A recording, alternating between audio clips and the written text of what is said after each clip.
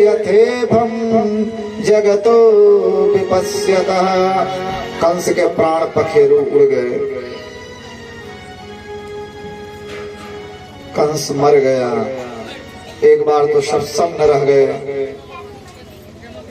शांत हो गया पूरा माहौल। फिर सब लोग बड़े जोर से हंसे। कंस की पत्नी भैया चाहे जो हो, श्रीमती तो रोएंगे। ये जो हमारी माताएं बहनें बैठी है ना, माताएं बहनें देवियां, अच्छा ये आराम से तो रोती नहीं है। एक दिन कथा में चर्चा हुई थी ना, पुरुष लोग तो आराम से रो लेते हैं। भाई बहुत गड़बड़ हुई, दिमाग खराब हो गया। पुरुष तो अपना, लेकिन ये देवियां एक गाना की बड़ी शौकीन होती हैं, रोते समय में भी गाती हैं। अरे मोरे माई, अरे मोरे बाबू, अनियार कह के गयू मोरी माई। थोड़ी देर रोएंगे, फिर शांत रहेंगे, फिर तब तक फूफा को देंगे, अरे आवा फूफा। ये रोते समय में भी गाना गाती है। कामदेव की पत्नी भी गई थी तो रोदत बदत रोते हुए शंकर जी के पास में गई। शंकर जी का दिमाग ही खराब होगा, बोले चुप रहो चुप रहो। अरे बोले क्या चुप रहे, आपने हमारे पति को ही खत्म कर दिया। आज कंस की पत्नियां भी कुछ ऐसे रो रही हैं। हा नाथ प्रिय धर्मज्ञ करुणानाथ वत्सल, त्वया हतेन निहता वयं ते सगृह प्रजा। अरे स्वामी कहाँ चले गए, आपके बगैर अब हम सब कैसे रहेंगे। दोनों एक दूसरे को, अरे मोरे बहनी कुछ ऐसे रोज रहेगा जब दो नान नान लड़कियां घर रहा है मारे मोरी बहनी। यही सब अपन रो है। भगवान सबको समझाए बुझाए। प्रेम पुजारी जी कंस का उद्धार करवा दे। बहुत सावधान हो जाए भैया, बहुत बलवान राजा है। मणिराम तिवारी जी की कोई बहने वहने हैं, किस डराते हो आ नहीं जाए, पहले निकलो। हाँ यार सावधान रहना है, तुम्हारे जो बचा वो हो जाओ। राजा है, मामूली आदमी नहीं हो। जजमान के कोई बहने वहने हो तो बहने वहने नहीं तो लेकर पद लगा वही करा चुका कर रहा हूं के तो उसे पटकाबो करे हुए।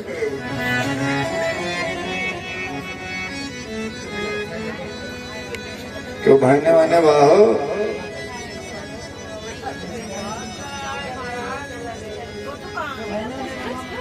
जितनी देर में कंस का वध हो रहा है प्रेम पुजारी जाकर के करवाएंगे किसी से, उतनी देर में श्री मिश्रा ये करनी क्या है, एक पिंजरा है, होता है ये तोता जब उड़ जाएगा, ये तोता जब उड़ जाएगा, तो खाली पिंजरा रह जाएगा, खाली पिंजरा रह जाएगा।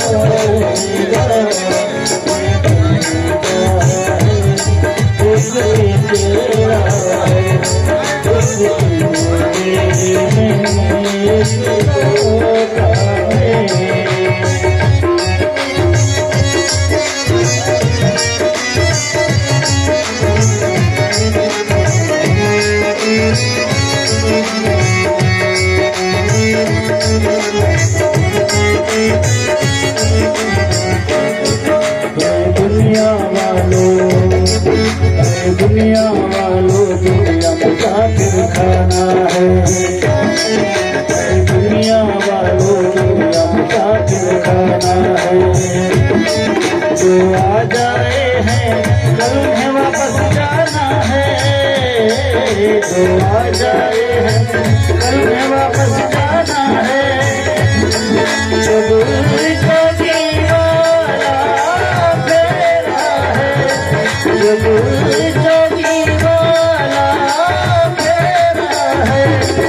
ना मेरा है ना मेरा मेरा है, न तेरा है, न मेरा है, ये धन क्या है, इसकी मेरा है, इसकी मेरे में इसकी तोड़ा है, ये तोड़ा जब उड़ जाएगा, ये तोड़ा जब उड़ जाएगा, तो खाली पिंजरा रह जाएगा, ये धन क्या है,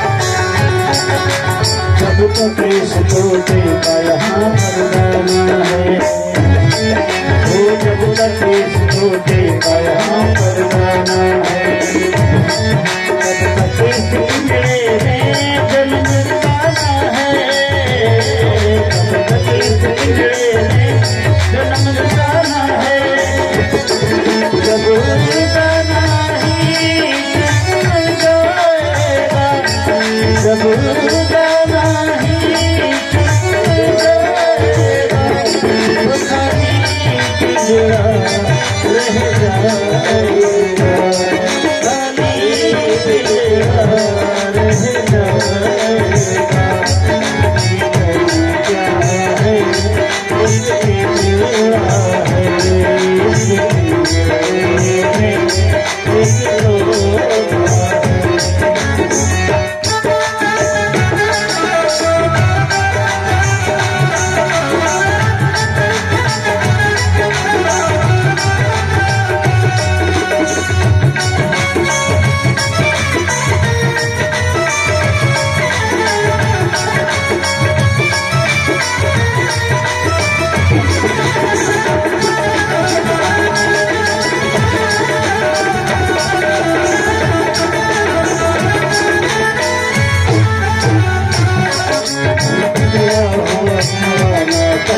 छोड़ चला, ये पिंजड़ा हुआ पुराना पंछी छोड़ चला, कई जन्मों के रिश्ते नाते तोड़ चला, कई जन्मों के रिश्ते नाते तोड़ चला, जब पंछी ही उड़ जाएगा, जब पंछी ही उड़ जाएगा, खाली पिंजरा रह जाएगा, खाली पिंजरा रह जाएगा, बोल हरि बोल हरि बोल हरि बोल, बोल हरि बोल हरि बोल हरि बोल, ये सब माधव हरि हरि बोल, ये सब माधव हरि हरि बोल, बोल हरि बोल हरि बोल, ये सब माधव हरि हरि बोल, ये सब माधव हरि हरि बोल।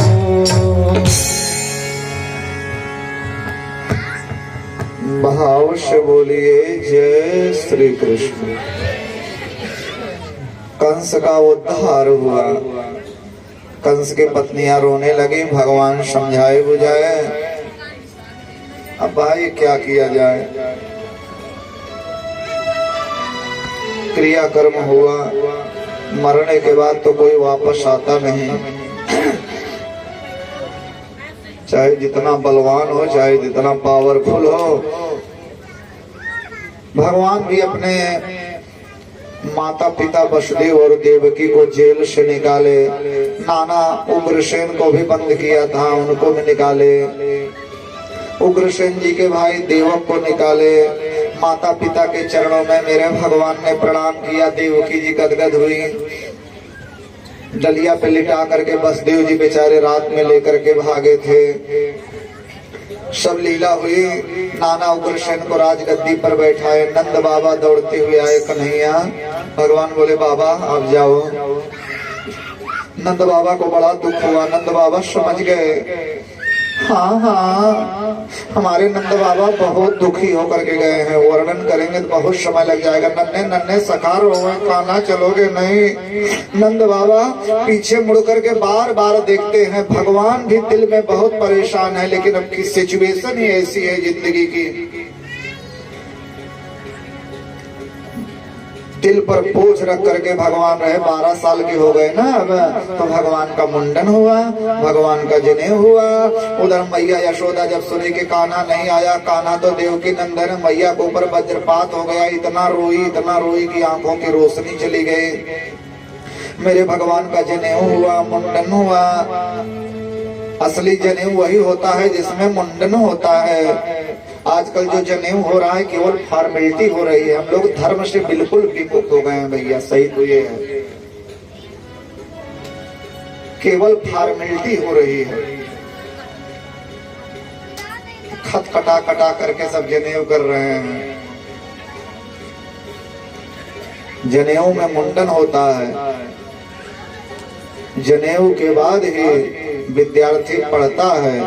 ब्राह्मण का बालक 8 साल, क्षत्रिय का बालक 12 साल, वैश्य का बालक 16 साल पर जनेऊ होता है। विवाह की अवस्था है 25 वर्ष।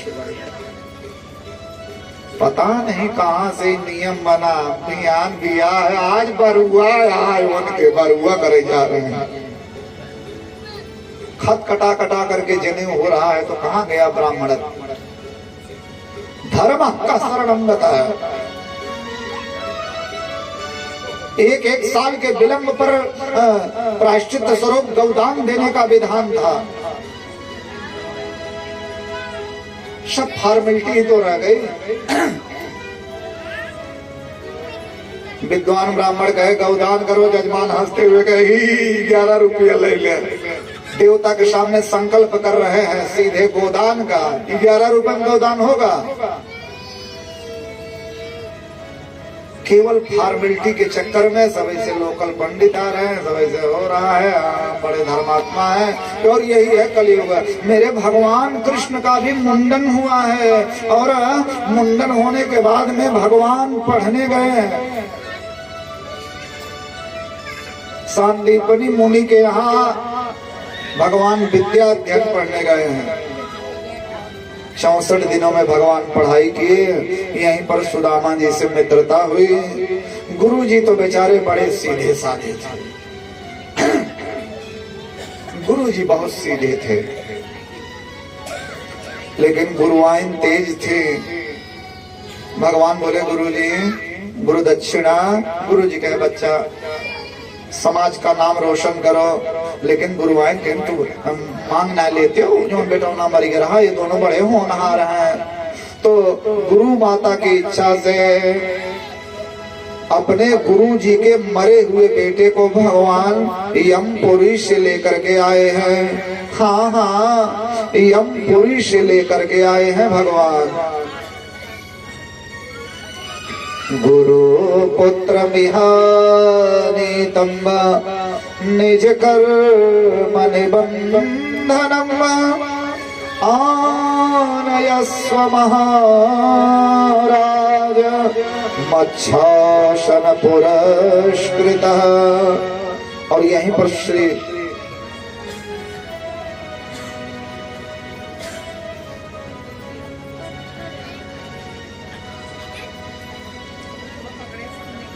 माता पिता के चरणों में आकर के भगवान प्रणाम किए, पढ़ाई करके आए। और भगवान एकदम उदास हैं, गुमसुम हैं, कुछ अच्छा नहीं लग रहा है। नया माहौल है, नए लोग हैं। मैया यशोदा के वही शब्द सुनाई पड़े, कनुआ ओ बेटा कनुआ। यहाँ लोग कह रहे हैं वसुदेव नंदन देवादिदेव महाराज श्री कृष्ण जब तक मेरे गोविंद वृंदावन में रहे भगवान कभी मुकुट नहीं पहने, मोर पंख पहनते थे भगवान। मोर पंख, मोर बड़ा जितेंद्रिय होता है, बहुत चरित्रवान है मोर। शायद कृष्ण कहना चाहते थे, ये दुनिया वालों,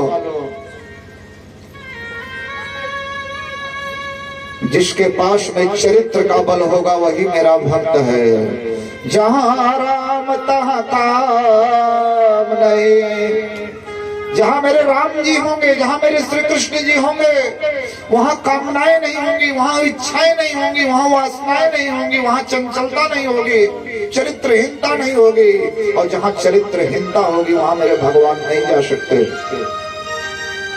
जहां कामता नहीं राम, जो कामनाओं का परित्याग करेगा, जो चरित्रवान बनेगा, उसे मैं अपने सिर पर स्थान दूंगा। मेरे गोविंद ने कभी अच्छे कपड़े नहीं पहने, वृंदावन में कारी कमरिया उड़ते थे। हाँ, कारी कमरिया। क्यों कारी कमर ओढ़ा कृष्ण ने? सूरदास कारी कांवर पे चढ़े न दूजो रंग। कारी चीज पर और कोई रंग नहीं चढ़ सकता है। बहुत उदास रहते हैं। श्री किशोरी जी की याद आती है तो भगवान सोचते हैं मैं जिंदा क्यों हूँ। एक दिन उद्धव आए, बोले आप रोते क्यों हो? तो भगवान बहुत रोए। उद्धव जी ने कहा कि आप नाटक कर रहे हो, आप तो भगवान हो। भगवान बोले उद्धव तुम जाओ। और भगवान का प्रेम संदेशा लेकर के उद्धव गए हैं वृंदावन। क्योंकि मित्र के दिल की पीड़ा तो एक मित्र ही समझ पाएगा। भगवान अपने परम मित्र, ये समझिए बेस्ट फ्रेंड है उद्धव, भगवान के क्लोज फ्रेंड। और भगवान चाहते भी थे कि उद्धव बहुत बड़े ज्ञानी है, थोड़ा इमोशनल हो।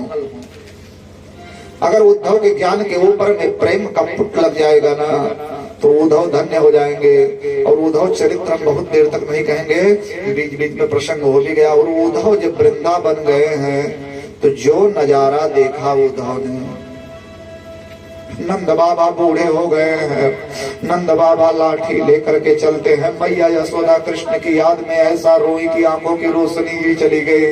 मैया को कान से कम सुनाई पड़ता है। गोपियां दुबली हो गई है, बछड़े बिल्कुल अब वो चंचलता नहीं, पक्षियों में वो चहचहाट नहीं, यमुना के जल में वो खिलोल नहीं। गोपियां बिल्कुल एकदम शांत एकदम हो गई है। पूरा वृंदावन शांत है।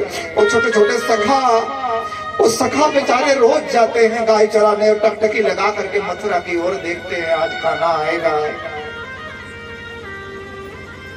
परसों की बोल करके गए थे ना, रात भर शाम को रोते हुए बेचारे जाते हैं और रात में नहीं सोते थे।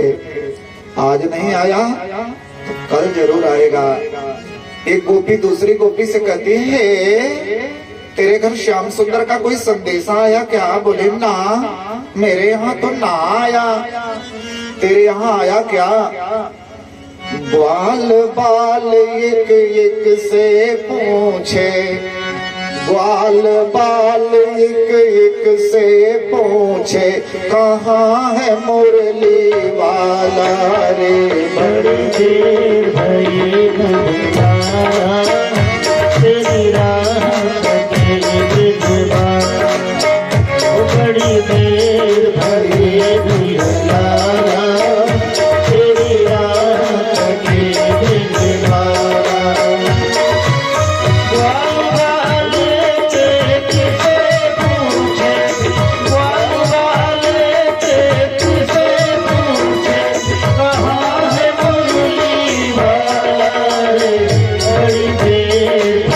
Yeah.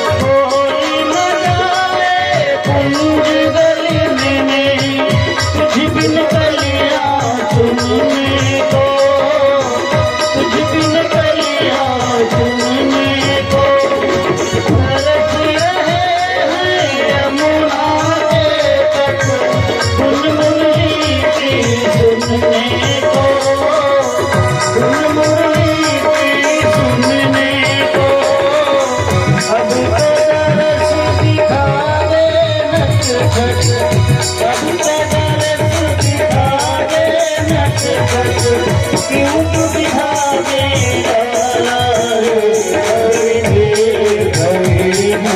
लाला, तेरी राह कटे भिजवाला।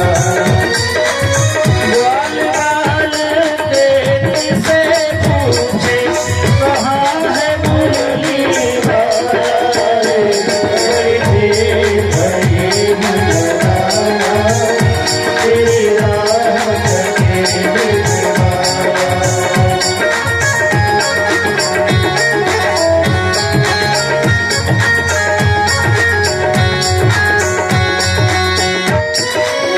संकट में है आज वो धरती, जिस पर तूने जन्म लिया, जिस पर तूने जन्म लिया। पूरा कर दे आज वचन, गीता में जो तूने दिया, गीता में जो तूने दिया। कोई नहीं है तुम बिन मोहन, कोई नहीं है तुम बिन मोहन। भारत भारत वाला रे, वंदे मातरम, तेरी राह कटे भिजवाला। हरि देव हरि भंडारा, तेरी राह कटे भिजवाला। ग्वाल बाल देख से पूछे, ग्वाल बाल देख से पूछे कहाँ है मुरली वाला रे, हरि देव हरि भंडारा, तेरी राह कटे भिजवाला। हरि देव हरि भंडारा, तेरी राह कटे भिजवाला।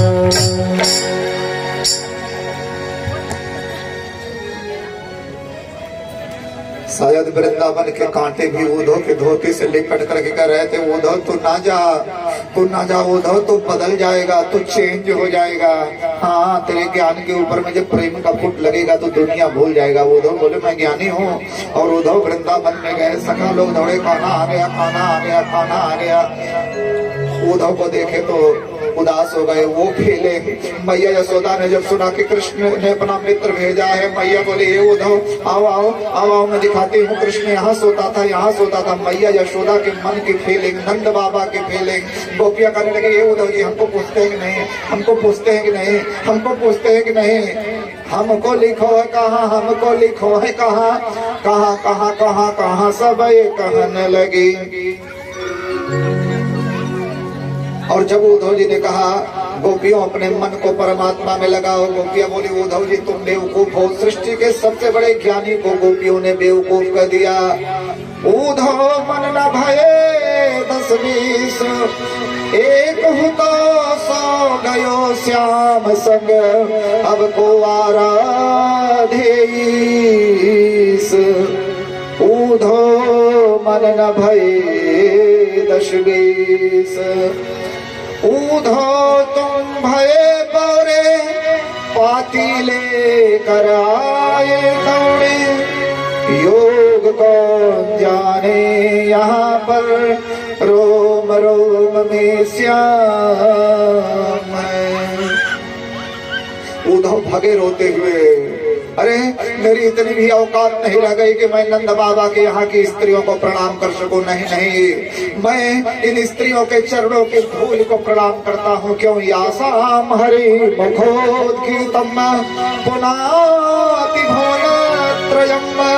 इन गोपियों के मुख से जो भगवान की इतनी सुंदर कथा निकल रही है, वो तीनों लोगों को पवित्र कर रही है। तीनों लोगों को पवित्र कर रही है कथा। भगवान ने राधा रानी के साथ उद्धव जी को दर्शन दिया है। कुंवरी के यहाँ भगवान गए, बोलिए जय श्री कृष्ण। कुंवरी के मन में अनुभूति जगाई। कथा भागवत के 10वें स्कंद में पहुंच गई है। भक्त लोग बड़ी देर से इंतजार कर रहे हैं। भगवान का आज मंगलमय विवाह भी होना है। कंस की 2 पत्नियां थी, अस्ति और प्राप्ति। कंस क्या है? क्या है कंस? कंस मीन्स घमंड, कंस मीन्स अभिमान। अभिमान ही कंस है बंधुओं। और घमंडी आदमी बात बात पर यही कहता है ना, भैया हमारे पास इतना है, मैं इतना पावरफुल हूँ, मेरे पास इतना रुपया है, मेरा बेटा कमाता है। ये घमंड जो है यही है कंस। हमारे लेवल के कैसे हो जाएंगे? अस्ति माने है, मेरे पास इतना। प्राप्ति माने होगा, लाखों का टर्नओवर है, करोड़ों का होने वाला है। यही 2 चीजें घमंड को बढ़ाती हैं। तो जहां अभिमान होगा वहां अस्ति माने है, प्राप्ति माने होगा। ये दोनों चीजें होती हैं। भगवान का भक्त कभी नहीं कहता कि हमारे पास इतना है, इतना होगा।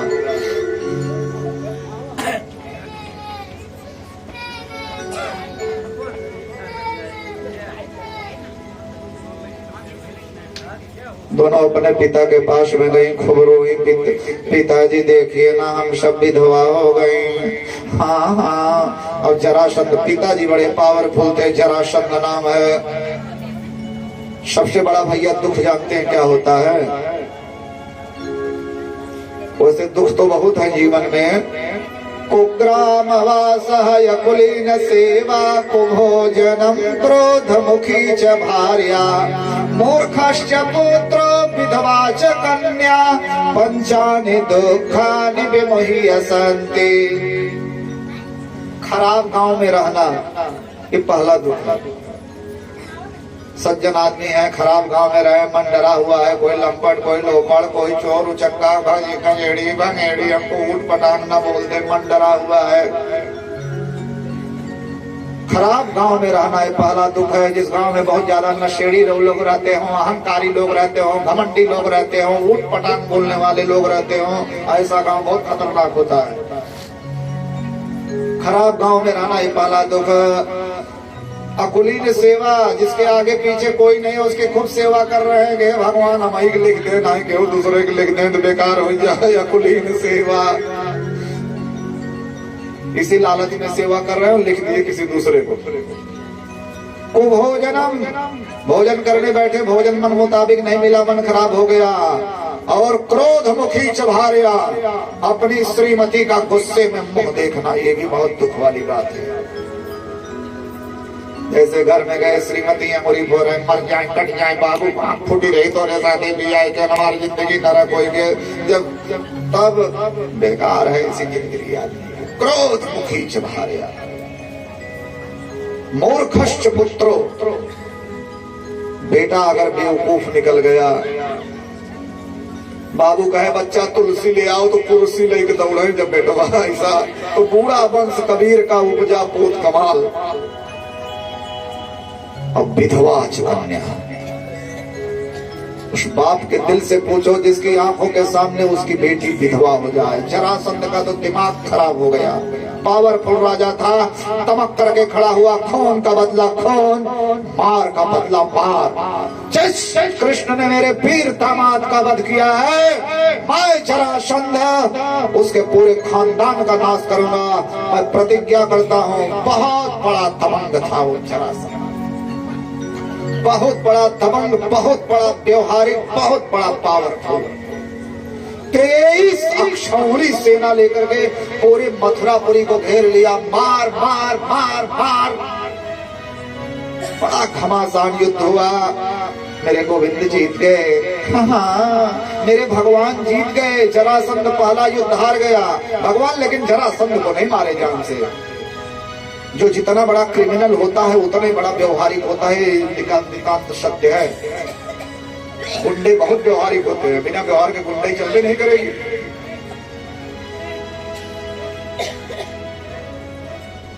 हम जैसे लोग अब व्यवहारिक रह जाते हैं। देखा हुआ बुलाएगा हमारा कोई कहा महाराज अमन कहा भैया, व्यवहारिक लोग टक पकड़ लेते हैं। जरासंध भगवान सोचे कि जाएगा तो और दुष्टों को ले आएगा। राम अवतार में लंका तक जाना पड़ा पैदल, दुष्ट अपने आप आ गए। और जो बहुत व्यवहारिक होता है, जो बहुत क्रिमिनल होता है, उसके अहम को भी चोट लगती है। पहले युद्ध में हारने के बाद जरासंध और तमतमाया, फिर 23 अक्षौणी सेना लेकर के दौड़ा, भगवान दूसरी बार भी हरा दिए। एक बहुत बड़ा कर्मवादी भी था जरासंध, पीछे हटने वाला नहीं था, बहुत बड़ा कर्मवादी था। कर्मवीर को फर्क न पड़ता तनिक जीत या हार का, लगे रहोगे तो कामयाबी मिलेगी। जरासंध 17 आक्रमण करता रहा, हार रहा है और टिमटिमा रहा है। 17 बार मेरे भगवान ने हरा दिया। 18वीं बार भी युद्ध की योजना बना रहा था तो एक और घटना घट गई। 17 युद्ध हो गए जरासंध से, 18वीं बार जरासंध सेना इकट्ठी कर रहा है। उसी समय हमारे नारद जी आ रहे थे। एक काल यवन नाम का योद्धा नारद जी का वही कॉलर पकड़ लिया। बाबा लड़ो। नारद जी कहे बच्चा हम महात्मा है। बोले महात्मा महात्मा कुछ नहीं बाबा, मेरे साथ लड़ो, या तो लड़ो या तो लड़ाओ। बाबा मेरे भुजाएं फड़क रही हैं, रह कर भुजा फड़कती है, बिजली की नशे कड़कती है। नारद जी कहे बच्चा लड़ना तो जानते नहीं, ऐसा बढ़िया लड़ाएंगे कि ठंडा ही हो जाओगे एकदम। कहे जल्दी बताओ। बोले जाओ वसुदेव के बेटे श्री कृष्ण से लड़ो।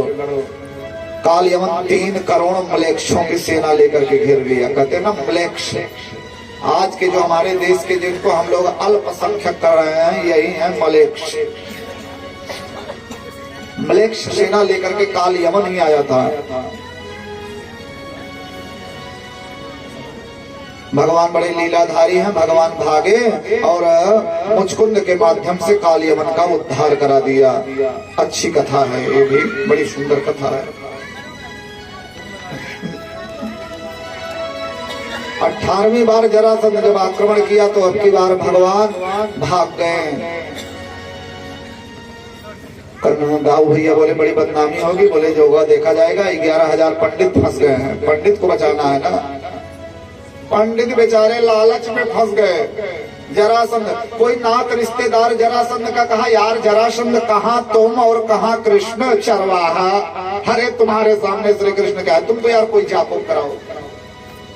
कितने बलवान आदमी हो, तुम्हारी इतनी दुर्दशा हो रही, कोई तुम्हारी ग्रह दशा खराब है।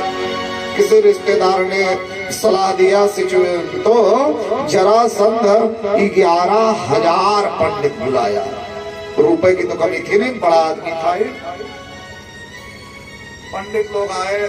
अच्छा भैया ये जो ब्राह्मण देवता लोग होते हैं, पंडित लोग, जजमान का जब बढ़िया मकान देखते हैं तो बड़ी आशा बनती है कि जजमान बहुत भाई लंबा चौड़ा हिसाब किताब लग रहा है, बहुत बढ़िया होगा। हमारे मिश्रा उसरा जी बहुत प्रसन्न होते हैं जब बढ़िया घर देखते हैं, लग रहा है नेक जार को बढ़िया मिलेगा, आनंद आएगा। मन ही मन अपनी कल्पना हम लोग बनाते हैं।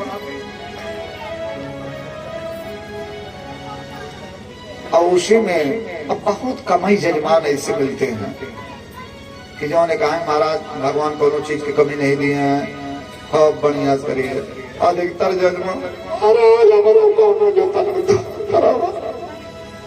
हम तो आज तक समझ नहीं पाए कि किसके यहाँ कैसा करे। हाँ जी शुक्ला जी कथा कहनी है, कैसी कथा सुनेंगे। बहुत गरीब आदमी है, बहुत गरीब आदमी है। और जब उनके घर गए तो हिंगा बिगहा भर एक टेंट लागना, भंडारा 11,000 आदमी का है। हम तो समझ नहीं पाते हैं गरीब अमीर कौन है। हमारी व्यवस्था दीजिए गरीबी अमीरी। तो जरासंध ने बहुत दमदारी दिखाई। जरासंध ने कहा सुनो पंडित, खूब बढ़िया से जाप करो, इतना रुपया देंगे महाराज, इतनी दक्षिणा देंगे, इतना सोना देंगे, इतना सोना चांदी देंगे कि तुम्हारी 7 पीढ़ी बैठ करके खाएगी महाराज, 7 पीढ़ी बैठ करके खाएगी। इतनी दक्षिणा आपको देंगे कि आज के बाद पंडिताई नहीं करना पड़ेगा। पंडित लोग खुश हो गए कि हे भगवान बहुत बढ़िया जजमान मिला, बहुत बढ़िया जजमान मिला। नहीं चिंगड़े जजमान मिलते हैं। 9 दिन तक पंडित जपे, जब जजमान मिले तो का कुछ नहीं पंडित महाराज बेकार हो गए, छूट बल की जीव जन्म। पंडित लोग सावधान हो गए, माला झोरी लेकर के। तब तक जरासंध ने कहा, सुनो पंडित, खूब बढ़िया जाप करो, हम लड़ाई करने जा रहे हैं, शत्रु बड़ा बलवान है, जीत गए तो खूब दक्षिणा देंगे, सोना चांदी 7 पीढ़ी खाएगी, लेकिन अगर हार गए तो 11,000 को काट डालेंगे आकर के, एक लाइन से काटेंगे। अब पंडित लोग रोने भगवान, इतो गजब तमन आदमी के यहाँ फंसे। अब माला जपने में कहाँ मन लग रहा है, हरि शरणम हरि शरणम हरि शरणम। तो उन्हीं 11,000 पंडितों की जान बचाने के लिए और 11,000 ब्राह्मणों का फायदा कराने के लिए भगवान भाग गए कि ब्राह्मण बच जाएंगे और ब्राह्मणों का फायदा हो जाएगा। भगवान भागे, जरासंध पीछा किया। भगवान गए, एक प्रवर्षण पर्वत पर चढ़ गए, जरासंध ने आग लगा दिया। भगवान कूद करके समुद्र के बीच में चले गए। जरासंध यही समझ रहा है कि कृष्ण मर गए, आकर के खूब दक्षिणा दिया। लेकिन भगवान विश्वकर्मा को बुलाए, सोने की द्वारिका का निर्माण करा दिए। सोने की दिव्य द्वारिकापुरी का निर्माण हो गया और अब मथुरा वासों को उठा ले आए द्वारिका में, और इसी द्वारिका में दाऊ भैया का विवाह हो गया। हाँ, दाऊ भैया का विवाह हो गया। अब रेवत नाम के राजा की बेटी रेवती के साथ दाऊ भैया का विवाह हुआ। श्री सुखदेव स्वामी कहते हैं, राजा अब कृष्ण का विवाह द्वारिका में कैसे हुआ सुनो। एक भीष्मक नाम के राजा हैं, कुंडनपुर के राजा हैं भीष्मक। 5 बेटे हैं राजा के, और 5 बेटों के बाद में एक बेटी है, बड़ी सुंदर बेटी, नाम है रुक्मिणी। रुक्मिणी परम सुंदरी है। राजा रानी ये चाहते थे कि रुक्मिणी का विवाह कृष्ण के साथ करूं। बहुत सुंदर है रुक्मिणी, बहुत अच्छे आदमी थे राजा। तो भैया रुक्मिणी बचपन से अपने माता पिता के मुंह से कृष्ण का नाम सुने, तो श्री कृष्ण जी को अपने मन में बसाई है बचपन से ही रुक्मिणी कि कृष्ण जी। कभी कभी मायू दुला रहे, अरे रे हमारी बिटिया एक दुल्हा कृष्ण बनी है। तो रुक्मिणी बचपन से ही श्री कृष्ण को दिल में बसा दी थी। माता पिता पूरा सोच बैठे थे विवाह कृष्ण के साथ करना है। बिटिया सुंदर है, एक बेटी है, तो कृष्ण भी बड़े सुंदर हैं। रुक्मिणी जी कृष्ण को कभी देखी नहीं थी। कभी कभी नारद जी आवे तो कथा सुनावे तो वही सुने। और भैया ये नारी के ऊपर में पहला अत्याचार की शुरुआत हुई थी। नारी शक्ति है, नारी देवी है, और हमारे वैदिक काल के ऋषियों ने नारी को जो अधिकार दिया था ना, आज के समाज सुधारक दे नहीं पाएंगे। आक्षेप चाहे जितना लगा ले, स्वयंवर की प्रथा थी, जिसको कन्या पसंद कर ले उसके गले में बरमाला डाले, कैसे टीका हाथी खड़ा कराए जाए सब। जिसको कन्या पसंद कर लेती थी, अच्छे कुलीन लोगों को न्योता दिया जाता था सभाओं में। लेकिन पहला अत्याचारी, एक भाई अपनी बहन के ऊपर में अत्याचार कर रहा है। रुक्मिणी का बड़ा भाई अपने बाप को डांट दिया, बड़े चुप, मेरा दोस्त है शिशुपाल, और रुक्मिणी से कह दो शिशुपाल के गले में बरमाला पड़ेगी। कृष्ण पिताजी बेबस हो गए।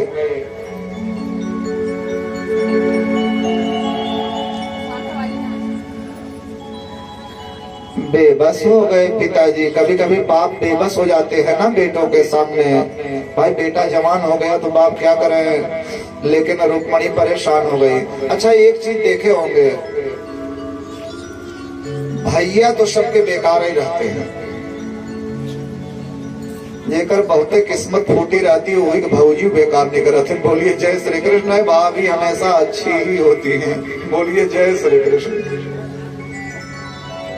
जेकर कर्म ही फूट गए तो बात अलग है, नहीं तो भाभी अच्छी ही होती है। भाभी ठीक थी। भाभी जो होती है ना वो ननद की दोस्त की तरह होती है।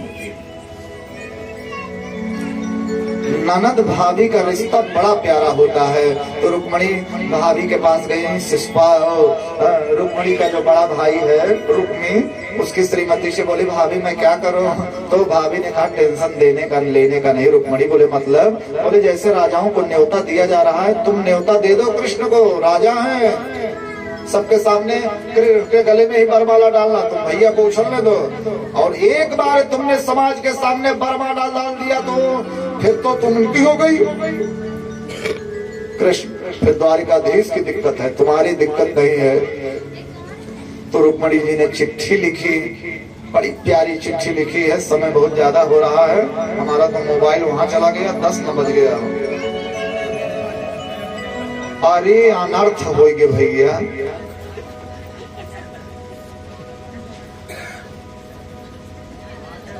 घड़ी काम ना करते, अब कहाँ मुंह दिखाओ भैया, 8 बज गए। अरे नहीं, बहुत दिक्कत हो गई ना, इतनी देर तक भक्त कैसे बैठेंगे। चला 2 मिनट और रह गया है। तो एक इन्हें प्रेम पुजारी की तरह एक पंडित थे। विवाह के समय पंडित भटकते रहते हैं, हाँ जजमान यहाँ परिछन करे के बा, यहाँ धोए के बा, यहाँ पहुंचाए के बा, यहाँ मटी मांगा रहता ऐसे। तो पंडित जी लोग अंदर भोले भाले लोग होते हैं। विवाह के समय के जो पंडित रहते हैं वो ठीक ही रहते हैं। विवाह कराने वाले पंडित बहुत स्मार्ट नहीं रहते हैं। इन्हीं की तरह भोले भाले पंडित वहीं घर बोलिया लगाए रहे। रुक्मणी कहीं यही पंडित जी बढ़िया आएंगे, खाएंगे, सीधे साधे हैं। रुक्मणी जी चिट्ठी लिखी, बोली पंडित जी मेरी ये चिट्ठी कृष्ण जी के पास पहुंचा दो, कोई जानने न पावे। पंडित जी सोचे कि राजकुमारी है, बहुत बढ़िया नेक मिलेगा। रातों रात पंडित जी भगे, कहाँ कुंडिनपुर और कहाँ द्वारिका, और रातों रात पंडित जी पहुंच गए। और भगवान का दरवाजा तो ब्राह्मणों के लिए खुला ही रहता था 24 आवर्स। ब्राह्मण देवता से मुलाकात कराई पहरेदारों ने, और रुक्मणी की चिट्ठी पढ़ करके ज्यादा समय नहीं लगाएंगे, भगवान तुरंत पंडित जी के साथ रथ पर बैठ करके चल दिए। दाऊ भैया को पता लगा कि कुंडिनपुर से कोई पंडित आया है। दाऊ भैया कहे अरे सैनिक सेना निकालो, बहुत जबरदस्त मार होगी वहाँ, बहुत बेजोड़ मार होगी। बहुत विवाह हुए है ना, गई बारात, अब भाई मार हुआ। बलराम जी अपनी सेना लेकर के पीछे से दौड़े। इधर रुक्मणी जी परेशान शिषपाल उसपाल सब मोर बांध के आ रहे हैं। पंडित जी आए। रुक्मणी जी बोली पंडित जी मेरी चिट्ठी, बोली चिट्ठी वाले को लेकर के आया हूँ। रुक्मणी जी एकदम खुश हो गई हैं, एकदम खुश हो गई रुक्मणी जी। अब दिल पर कोई बोझ नहीं रहा, क्योंकि चिट्ठी में सब बता दी थी कि आप आइए वहीं कात्यायनी देवी के मंदिर में, मैं वहीं पूजा करने जा रही हूँ। और सब व्यवस्था है, रुक्मणी जी का श्रृंगार हो गया है। अब रुक्मणी जी माता कात्यायनी देवी के मंदिर में पूजा करने जा रही हैं। पूजा करने का दृश्य देखिए, खूब श्रृंगार हुआ है। 10,000 सखियां हैं, और 10,000 सखियों के बाद 10,000 सैनिक सुरक्षा में खड़े हुए हैं। ऐसी भगवती रुक्मणी कात्यायनी देवी के मंदिर में जा रही हैं, पूजा करेंगी, और वहीं पर स्वयंवर का कार्यक्रम होना है। गिरजा पूजन और कुलड़ी दुलार चले, संग सखी प्यारी चले। गिरजा पूजन और कुलड़ी दुलार चले, संग सखी गिरजा पूजन और कुलड़ी दुलार चले, संग सखी प्यारी चले। कोई गोर श्याम रंग पहने साड़ी सुरंग, कोई गोर श्याम रंग पहन साड़ी सुरंग। हंसत गावत आवत वो हंसत गावत आवत, मांग में बधाई चली, सखी प्यारी चली। भोजन कोर मेरे दुलार चली, संग सखी प्यारी चली।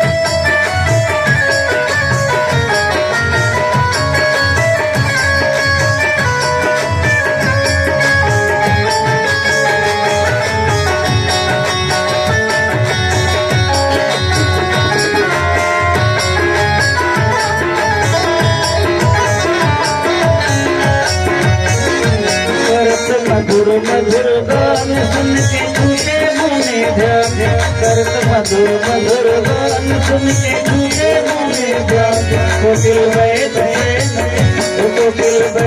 से नैन कर कटारी चले सखी धारी चले गिरजा भोजन कौर लड़े दुलार चले सखी धारी चले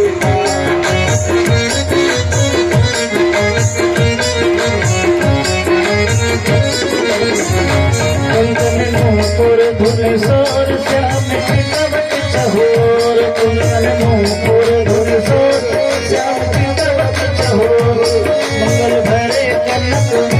मंगल भरे कनक कर कनक की थाली चले सखी थाली चले गिरजा पूजन कोर पुनी दुलारी चले सखी थाली चले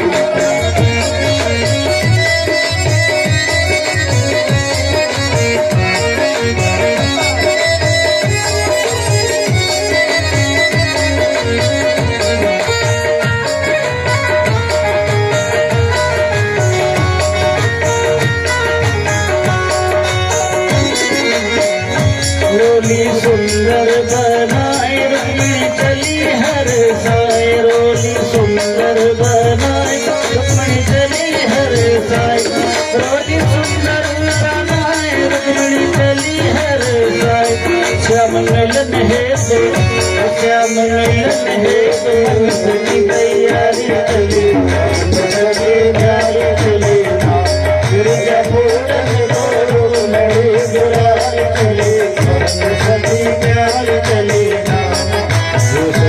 सखी प्यार चले सखी प्यार चले भाव से बोलिए जय।